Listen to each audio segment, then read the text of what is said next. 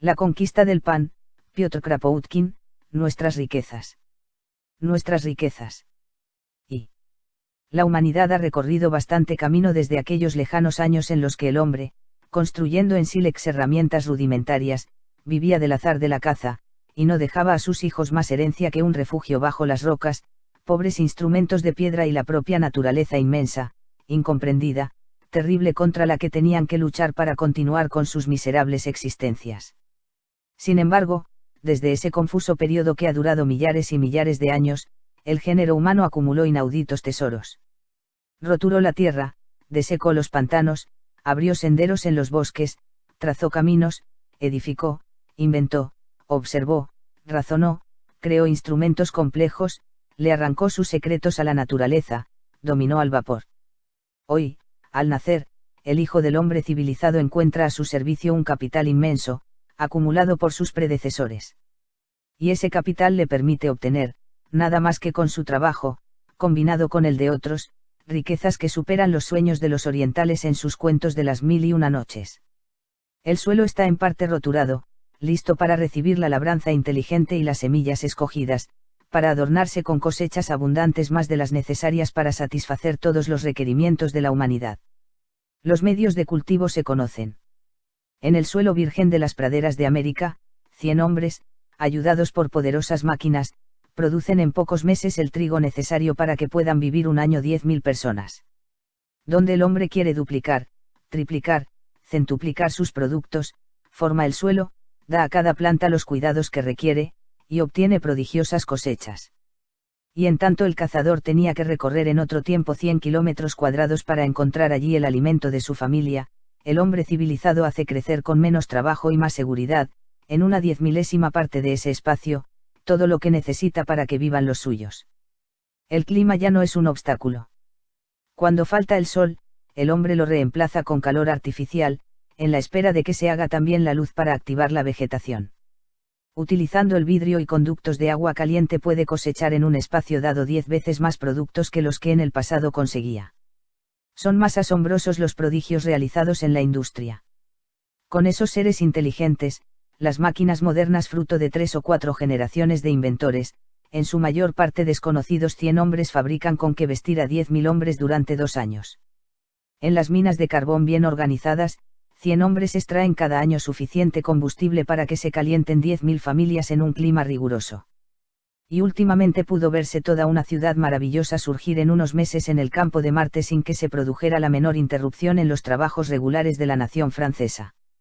Y si bien es cierto que en la industria, en la agricultura y en el conjunto de nuestra organización social, la labor de nuestros antepasados solo beneficia a un pequeñísimo número de personas, no es menos cierto que la humanidad entera podría gozar una existencia de riqueza y de lujo con la ayuda de los sirvientes de hierro y de acero que posee. Somos ricos, muchísimo más ricos de lo que creemos. Lo somos por lo que poseemos ya, y aún más por lo que podemos conseguir con los instrumentos actuales, somos infinitamente más ricos por lo que potencialmente podemos obtener de nuestro suelo, y por lo que nuestra ciencia y nuestras técnicas nos podrían dar, si estuviesen aplicadas a procurar el bienestar de todos. 2. Somos ricos en las sociedades civilizadas. ¿Por qué, entonces, esta miseria en torno de nosotros? ¿Por qué ese trabajo penoso y embrutecedor de las masas? ¿Por qué esa inseguridad sobre el mañana aún hasta para el trabajador mejor retribuido, en medio de las riquezas heredadas del ayer y a pesar de los poderosos medios de producción que darían a todos el bienestar a cambio de algunas horas de trabajo cotidiano? Los socialistas lo han dicho y repetido hasta el cansancio y lo han demostrado tomando los argumentos de todas las ciencias, porque todo lo necesario para la producción, el suelo, las minas, las máquinas, las vías de comunicación, los alimentos, el abrigo, la educación, el saber, ha sido acaparado por algunos en el transcurso de esta larga historia de saqueos, éxodos, guerras, ignorancia y opresión en que ha vivido la humanidad antes de aprender a dominar las fuerzas de la naturaleza. Porque esos mismos, amparándose en pretendidos derechos adquiridos en el pasado, hoy se apropian de 2/3 del producto del trabajo humano, dilapidándolo del modo más insensato y escandaloso. Porque reduciendo a las masas al punto de no tener con qué vivir un mes o una semana, permiten al hombre trabajar solamente si se deja quitar la parte del león. Porque le impiden producir lo que necesita y lo fuerzan a producir, no lo necesario para los demás, sino lo que más grandes beneficios promete al acaparador. En esto estriba todo el socialismo. Consideremos el caso de un país civilizado. Se talaron los bosques que lo cubrían, se desecaron los pantanos y se saneó el clima, se lo hizo habitable. El suelo, que en otros tiempos solo producía plantas silvestres, suministra hoy ricas mieses. Los roquedales forman terrazas por donde trepan las viñas de dorado fruto. Plantas que antes no daban sino un fruto áspero o unas raíces no comestibles, han sido transformadas por reiterados cultivos en sabrosas hortalizas o en árboles cargados de frutas exquisitas. Millares de caminos pavimentados y ferrocarriles surcan la tierra, horadan las montañas, en las gargantas de los Alpes, el Cáucaso o del Himalaya silba la locomotora.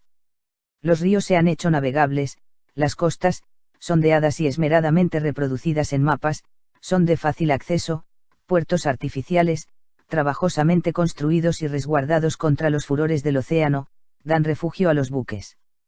Se han perforado las rocas con pozos profundos, los laberintos de galerías subterráneas se extienden allí donde haya carbón que sacar o minerales que recoger. En todos los puntos donde se entrecruzan caminos han brotado y crecido ciudades que contienen todos los tesoros de la industria, de las artes y de las ciencias. Generaciones enteras, nacidas y muertas en la miseria, oprimidas y maltratadas por sus patrones, extenuadas por el trabajo, han legado esta inmensa herencia al siglo XIX. Durante millares de años, millones de hombres trabajaron aclarando bosques, desecando pantanos, abriendo caminos, endicando ríos. Cada hectárea de suelo que labramos en Europa ha sido regada con el sudor de muchas razas, cada camino tiene una historia de servidumbre personal, de trabajo sobrehumano, de sufrimientos del pueblo. Cada legua de vía férrea, cada metro de túnel, han recibido su porción de sangre humana. Los pozos de las minas conservan aún frescas las muescas hechas en la roca por el brazo del barrenador. De uno a otro pilar se pueden señalar las galerías subterráneas por las tumbas de mineros, arrebatados en la flor de la edad por las explosiones de Grisú, los hundimientos o las inundaciones, y es fácil adivinar cuántas lágrimas, privaciones y miserias sin nombre han costado cada una de esas tumbas a las familias que vivían con el exiguo salario del hombre enterrado bajo los escombros. Las ciudades, conectadas entre sí con ferrocarriles y líneas de navegación, son organismos que han vivido siglos. Si cavásemos en sus suelos encontraríamos superpuestas calles, casas, teatros, circos y edificios públicos.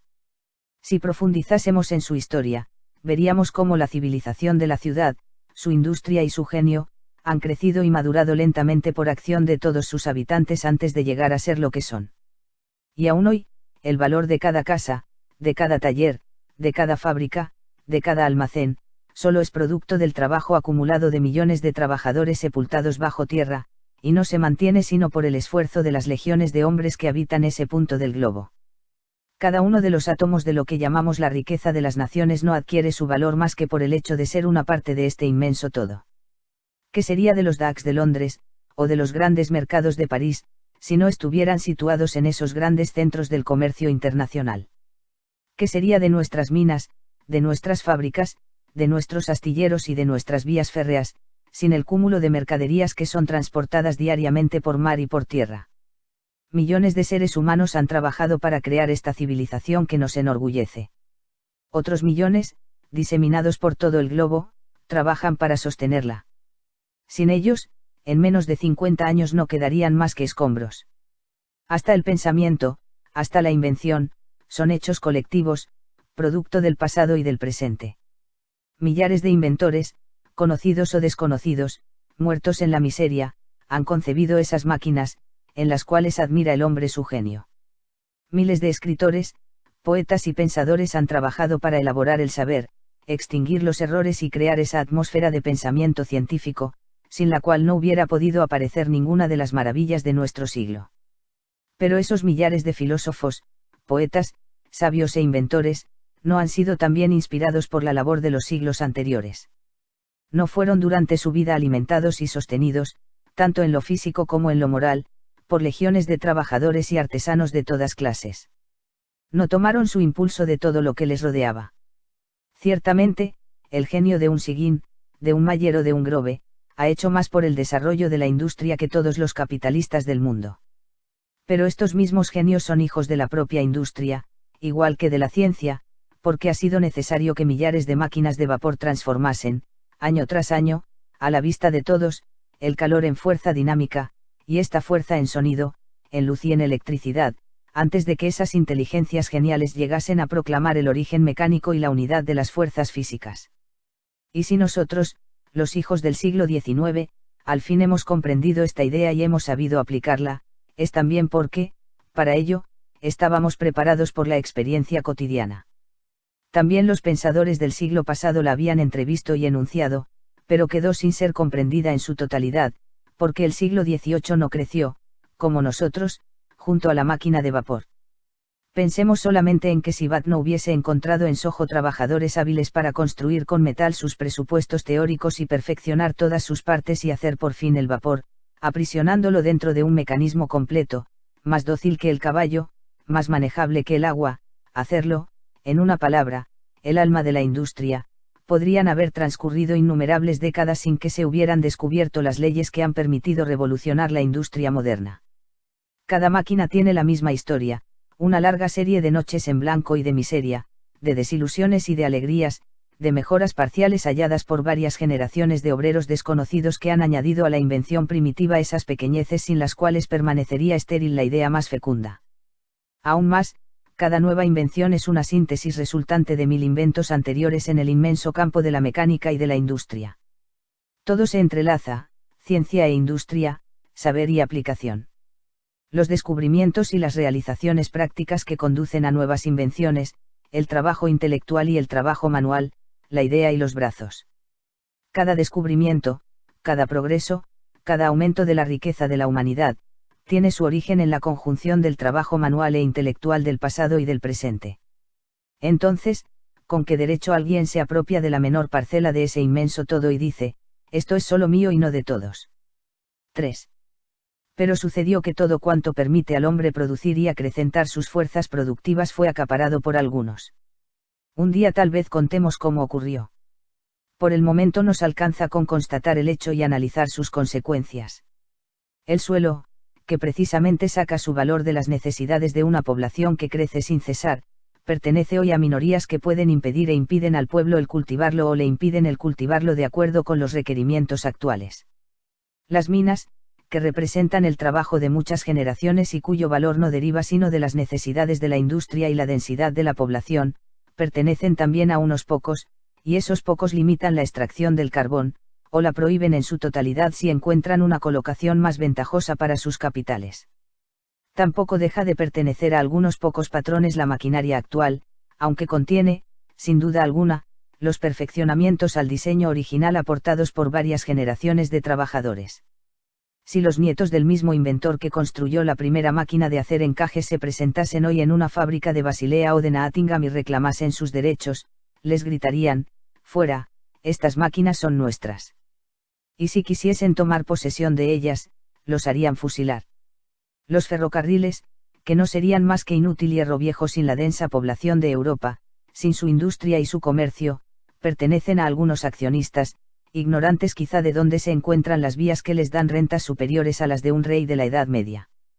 Y si los hijos de los que murieron a millares cavando las trincheras y abriendo los túneles se reuniesen un día y fueran, andrajosos y hambrientos, a pedir pan a los accionistas, encontrarían las bayonetas y la metralla para dispersarlos y defender los derechos adquiridos.